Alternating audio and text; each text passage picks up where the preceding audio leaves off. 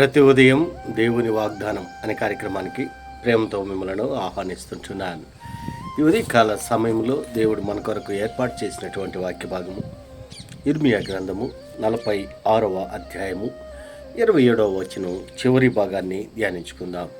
ఇర్మియా గ్రంథము 46వ అధ్యాయము 27వ వచనం చివరి భాగాన్ని ధ్యానించుకుందాం. ఎవరు భయమును లేకుండా యాకోబు తిరిగి వచ్చును, అతడు నిమ్మలించి నెమ్మది నొందును. క్రీస్తునందు ప్రియమైన దేవుని బిడ్డలారా, ఈ ఉదయకాల సమయంలో దేవుడు మనకిస్తున్నటువంటి వాగ్దానము, ఎవరి భయమును లేకుండా యాకోబు తిరిగి వచ్చును, అతడు నిమ్మలించి నెమ్మది నొందును. ఈ యొక్క వాగ్దానాన్ని మన జీవితాలకును మన కుటుంబాలకును దేవుడు ఆశీర్వాదకరముగా మార్చునుగాక.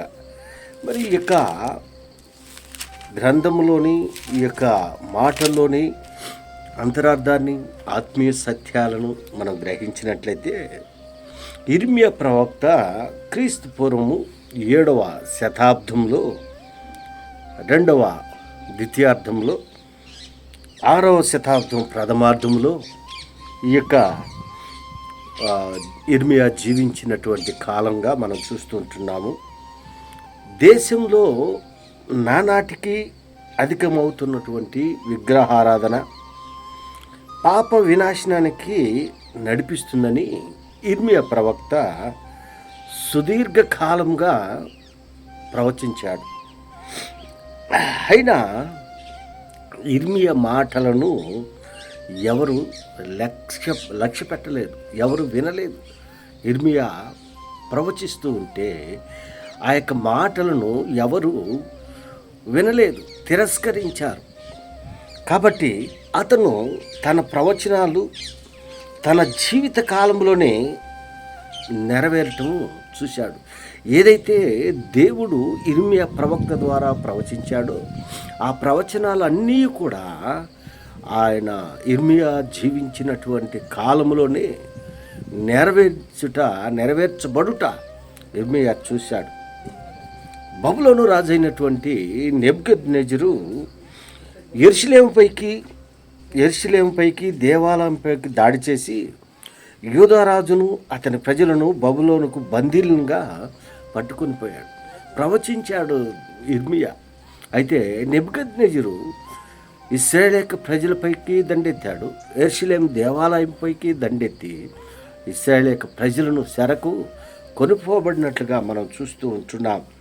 యూదా ప్రజలు చెరలో నుండి తిరిగి వచ్చి దేశాన్ని పునరుద్ధరిస్తారని ఇర్మియా ప్రవచించాడు. క్రీస్తునందు ప్రియమైన దేవుని బిడ్డలారా, కొన్ని సందర్భాల్లో దేవుని యొక్క సేవకుల యొక్క మాటలను తిరస్కరించేటువంటి విశ్వాసులు ఉంటున్నారు, ప్రజలు ఉంటున్నారు.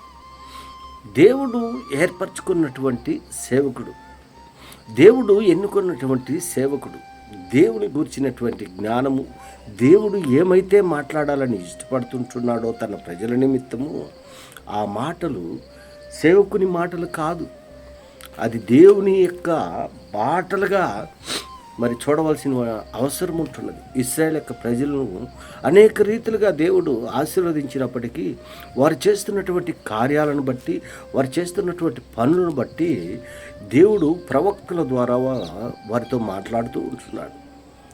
అయినా కూడా దేవుని పైన తిరుగుబాటు చేసేటువంటి స్వభావం కలిగినటువంటి వారు ఇశ్రాయేలు యొక్క ప్రజలు.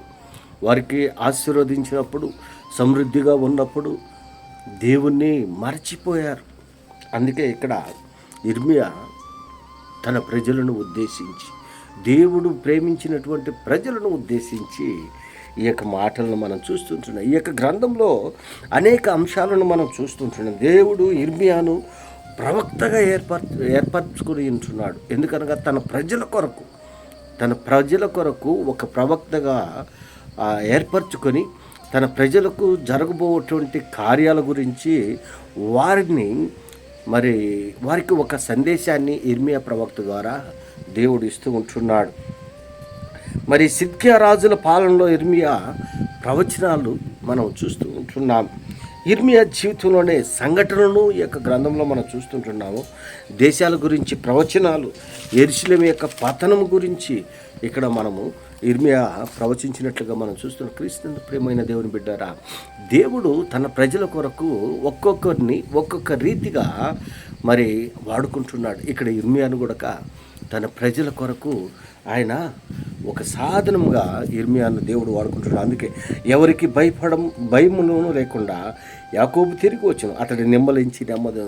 ఎప్పుడైతే దేవుని యొక్క మాటలను వింటారో, దేవుని యొక్క వాక్యాన్ని వింటారో, ఆ యొక్క వాక్యాన్ని ప్రకారము దేవుని యొక్క ఆజ్ఞ ప్రకారం జీవించినప్పుడు వారు నెమ్మదిగా ఉంటారు.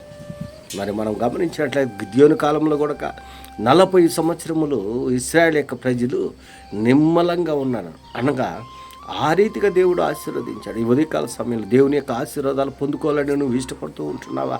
దేవుని యొక్క దీవెనలు పొందుకొని నీ కుటుంబమును నీవు సంతోషంగా నిమ్మలంగా ఉండాలని అనుకున్నట్లయితే దేవుని సన్నిధిలో దేవునికి భయపడుతూ నీ పూర్ణ ఆత్మతో, నీ పూర్ణ బలముతో, నీ పూర్ణ శక్తితో ఆయన ఆరాధించేటువంటి వారిగా ఉండాలని ఈ కొద్ది మాటల ద్వారా నేను హెచ్చరిక చేస్తున్నాను.